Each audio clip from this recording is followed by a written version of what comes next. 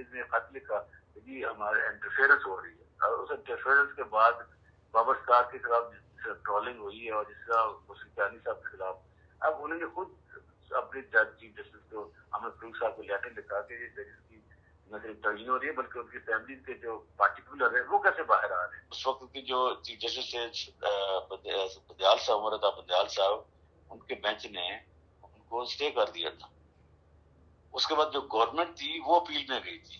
جب گورنمنٹ میں اپیل میں گئی تھی تو عمران خان صاحب رسپونڈنٹ بن گئے تھے. اب جب رسپونڈنٹ بن گئے تھے تو ان کے جو لوئر تھے خواجہ حارث صاحب نے ان کی وکالت چھوڑ دی تھی. اب جب یہ کیس لگا تو چونکہ پٹیشنر بذات خود عمران خان صاحب تھے تو انہوں نے ریکویسٹ کی تھی کہ میں اپنے کیس کو خود پلیڈ کرنا چاہتا ہوں. السلام علیکم ناظرین، دس از می ریحام شاہ. آپ مجھے دیکھ رہے ہیں سیاسی لوگ چینل پہ، اور میرے ساتھ کو ہوسٹ موجود ہیں عائشہ چودھری، اور ہمارے ساتھ جو اس وقت گیسٹ موجود ہیں وہ ہے عبداللہ ملک، سینئر اینالسٹ ہے، اینڈ اس کے ساتھ وہ ایک ایڈوکیٹ بھی ہیں. Welcome to show Abdullah. جی thank you. Okay so Abdullah, اس سے پہلے کہ میں آپ سے سوال سٹارٹ کروں، میں اپنے دیکھنے والوں کو ایک بیک گراؤنڈ دینا چاہوں گی کہ ہم کس چیز کے بارے میں گفتگو کرنے والے ہیں.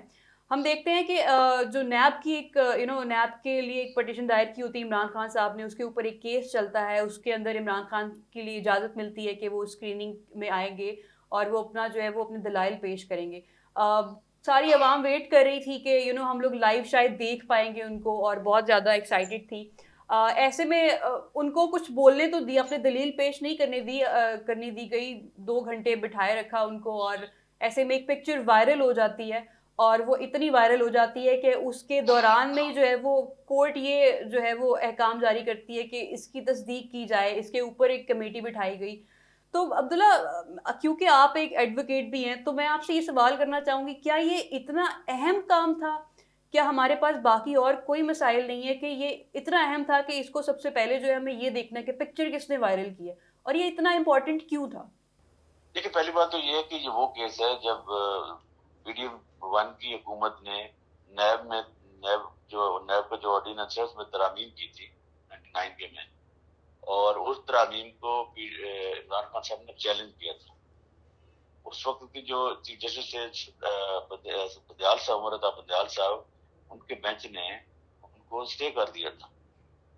اس کے بعد جو گورنمنٹ تھی وہ اپیل میں گئی تھی. جب گورنمنٹ میں اپیل میں گئی تھی تو عمران خان صاحب رسپونڈنٹ بن گئے تھے.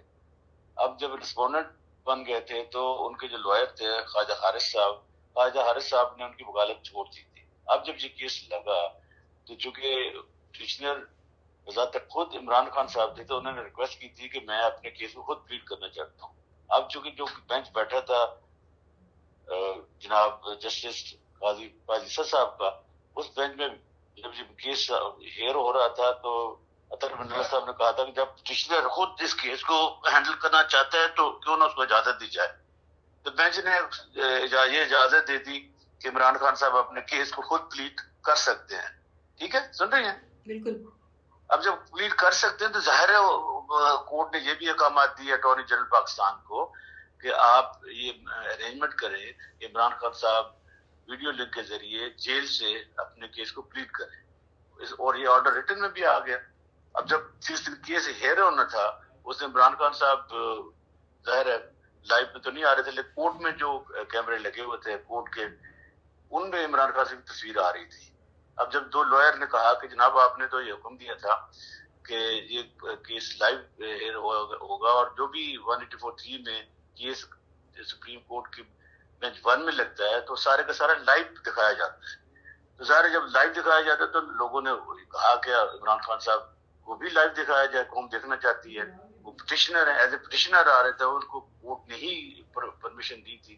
لیکن نہ جانے کون سے وہ ہڈن ہاتھ تھے جنہوں نے کورٹ کو یہ کہا کہ عمران خان صاحب کی تصویر نہ دکھائی جائے. دیکھیے اگر تصویر آ بھی گئی تھی، کون سا سامان ٹوٹ پڑا تھا؟ سپریم کورٹ نے الاؤ کر رکھا ہے کہ اگر کوئی اسلام آباد میں نہیں پیش ہو سکتا، وہ لاہور ہسٹری سے، کوئٹہ ہسٹری سے، پشاور ہسٹری سے، کراچی ہسٹری سے ویڈیو لنک کے ذریعے سپریم کورٹ میں پیش ہو سکتا ہے. تو اگر کوئی پیش ہو سکتا ہے، مثلا ابھی لاہور ہائی کورٹ نے فواد چودھری صاحب کو پرمیشن دی ہے کہ وہ سیشن جج کے آفس سے اپنی جو حاضری ہے وہ دوسرے صوبوں میں، دوسرے پنجاب کے اضلاع میں جہاں بھی اس کے کیس پڑھنے کی لگوا سکتے ہیں. تو اگر عمران خان صاحب کی تفصیل آ جاتی تو یہ کوئی غیر قانونی نہیں تھی. سر یہ اب آپ سے یہ پوچھنا چاہیں گے عبداللہ صاحب کہ اب ایک حکومت نے ایک نیا یا پھر شوشہ چھوڑا ہے یا پھر اس میں کوئی حقیقت ہے؟ یہ تو آپ ہمیں جو ہے تفصیل سے بتائیں کہ وہ کہہ رہے ہیں کہ مہنگائی جو ہے وہ بہت ہی کم ترین سطح پر آ گئی ہوئی ہے، مطلب کہ پہلے جو ہے 45 سطح کو ٹچ کر رہی تھی جب یہ حکومت میں آئے ہیں، نگران حکومت سے بھی نہیں کنٹرول ہوئی، اور اب جو جب نون لیگ حکومت میں آئی ہے اس کے بعد جو ہے یہ 45 سے لے کے جو ہے اب تک 25% تک آ گئی ہوئی ہے، اور اس کے بعد انہوں نے کہا ہے کہ سپٹمبر میں جو ہے وہ 7 سے 8-9% تک یہ مہنگائی رہے گی. تو اس کی کیا تفصیلات ہیں؟ کیا واقعی میں انہوں نے مہنگائی کو کنٹرول کیا ہے یا پھر یہ مصنوعی طریقے سے جو ہے اپنی حکومت کو چمکانا چاہ رہے ہیں؟ نہیں، یہ بالکل جھوٹ فراڈ کر رہے ہیں، جھوٹ بول رہے ہیں. دیکھیے آج بھی آٹا جو ہے نا 175 روپے کلو ہے، میں نے خود خریدا ہے چکی کا آٹا، ٹھیک ہے. اس کے علاوہ جو گھی ہے وہ تقریباً جو اچھا گھی ہے وہ 600 روپے کلو سے کم نہیں ملتا ہے. ایسی جو شوگر ہے وہ 146 روپے آپ کو کلو مل رہی ہے. دیکھیے 2-3 چیزیں ایسی ہیں جو حکومت وقت کی ذمہ داری بھی ہے کہ اسینشیل آئٹمز ہوتی ہیں وہ ان کو پرووائڈ کرے.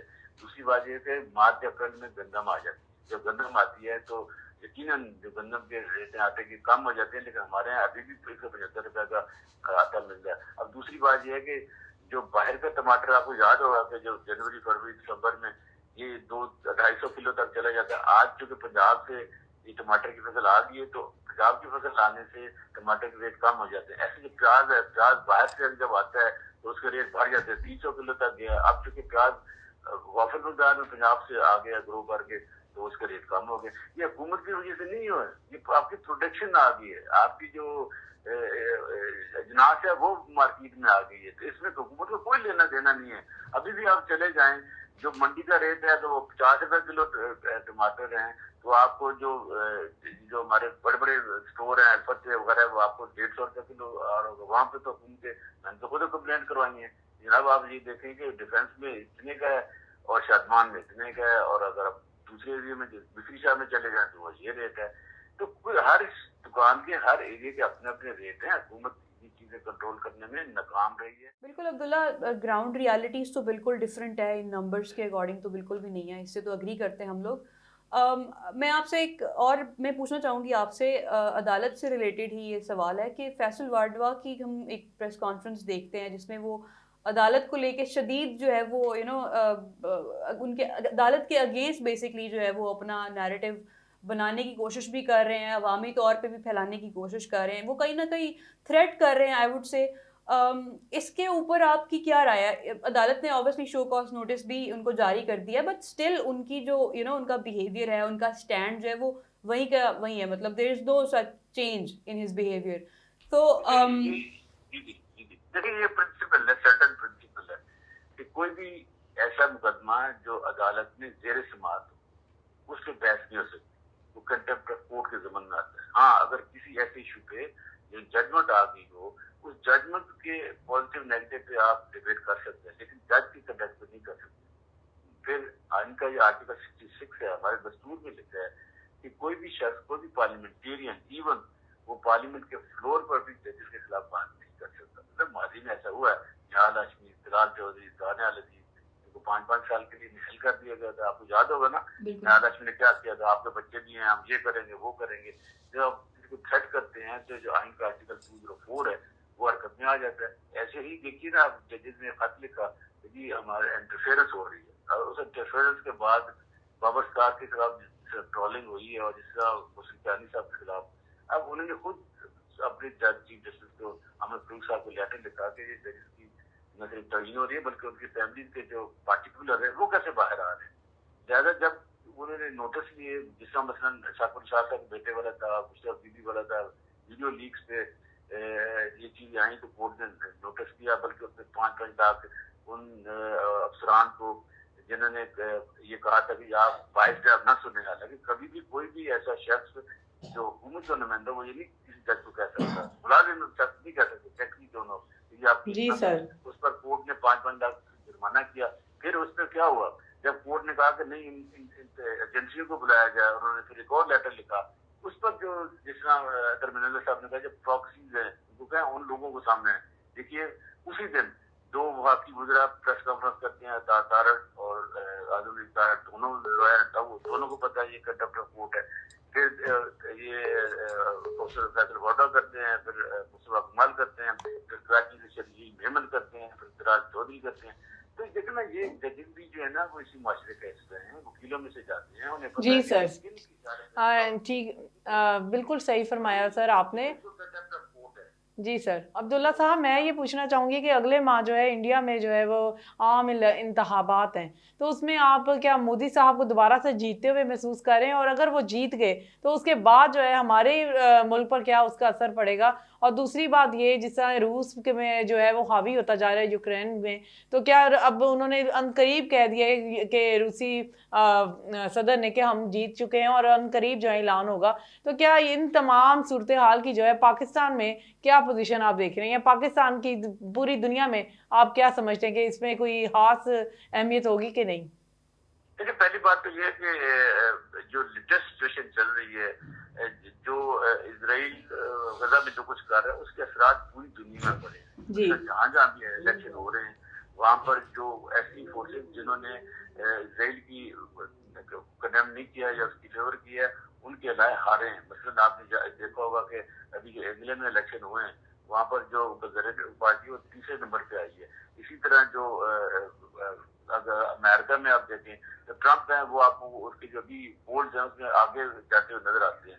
ایسے ہی نیشنلزم کی ہم جب بات کرتے ہیں تو جس میں عمران خان صاحب پاکستان میں ایک نیشنلسٹ اپروچ رکھتے ہیں تو ان کو جو یوتھ ہے یا پاکستانی عوام پسند کرتے ہیں.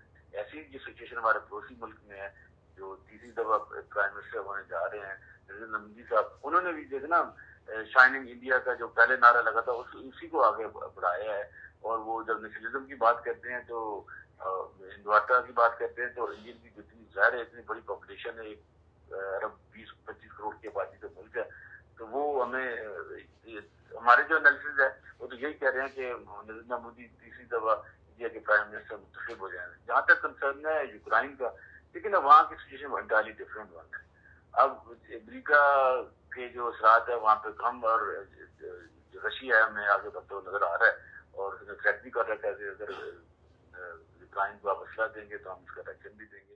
بیسکلی آپ یہ کہنا چاہ رہے ہیں کہ اب جتنے بھی اسٹیٹس ہیں وہ اپنی اپنی اسٹینڈنگ کلیئر کر رہے ہیں, اب وہ دو پورشن میں ڈیوائڈ ہو رہے ہیں, اب کلیئرٹی کے ساتھ اپنا نیریٹو دے رہے ہیں کہ کون کس کو سپورٹ کرے. اچھا عبداللہ, اس ٹاپک سے ہم تھوڑا سا آگے بڑھیں گے, تو میں آپ سے ابھی ایک کرنٹ جو ایک کنٹروورسی جو سامنے آئی ہے, I would call it Dubai leaks, جس کے اندر پرابلی دیکھنے کو مل رہا ہے کہ دبئی تو پاکستان کا ہی ہے, ہم تو اس کو ایک الگ اسٹیٹ سمجھتے رہے, بٹ جس طرح سے پاکستان کی عوام کی یہاں پہ جتنے بھی ادارے ہیں, پولیٹیشنز ہیں, ایون جو ہمارے جو آرمی ریلیٹڈ اسٹیبلشمنٹ کے لوگ ہیں, ان سب کی پراپرٹیز وہاں پہ ہیں. اس سے یہ ایسے کیسے ہو سکتا ہے کہ غریب ملک کی عوام اتنی زیادہ امیر ہے؟ اس پہ کیا رائے ہے آپ کی؟ نہیں, اس میں کوئی شک نہیں. جو پاکستان کی جو عوام ہے نا وہ اگر کسی کو پیسہ تو بہت پیسہ ہے. ہماری حکومت غریب ہے, ہماری عوام بڑی رچ ہے.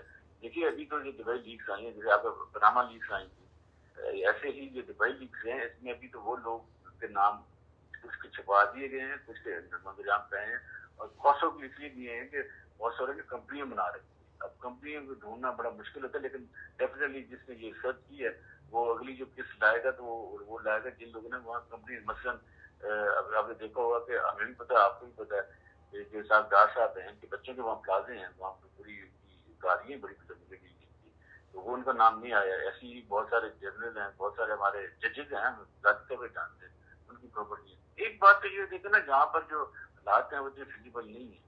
دبئی میں جانا بہت آسان ہے, انویسٹمنٹ کرنا آسان ہے, وہ انکریج کرتے ہیں. جب آپ کے یہاں خود ملک میں انسٹیبلٹی ہو اور وہاں پر حالات ایسے نہ ہو, پھر ہمارے جو قوانین ہیں ٹیکس ان سے بھاگ کر ہمارے لوگوں نے دبئی میں جا کے انویسٹمنٹ کر رکھی ہو, اور وہ یہ جو آئی ہیں یہ تو کچھ بھی نہیں, اس سے زیادہ کر رکھی ہے. لیکن اگر کسی کا ایسا پیسہ جو ڈکلیئر نہیں ہے, مطلب جس طرح آپ الیکشن میں دشوارے داخل کرتے ہیں اور اس میں آپ یہ ڈکلیئر نہیں کرتے کہ میرا باہر کوئی جائیداد ہے, تو وہ بندہ محل ہو سکتا ہے. مطلب یہ چیزیں آنے والے ادوار میں چیلنج ہوں گی. اور بالکل عبداللہ, بہت بہت شکریہ آپ کا ہمیں وقت دینے کا, اور امید کرتے ہیں آپ کی انالیسس سے جو ہے وہ عوام کو کافی کلیئرٹی ملی ہوگی.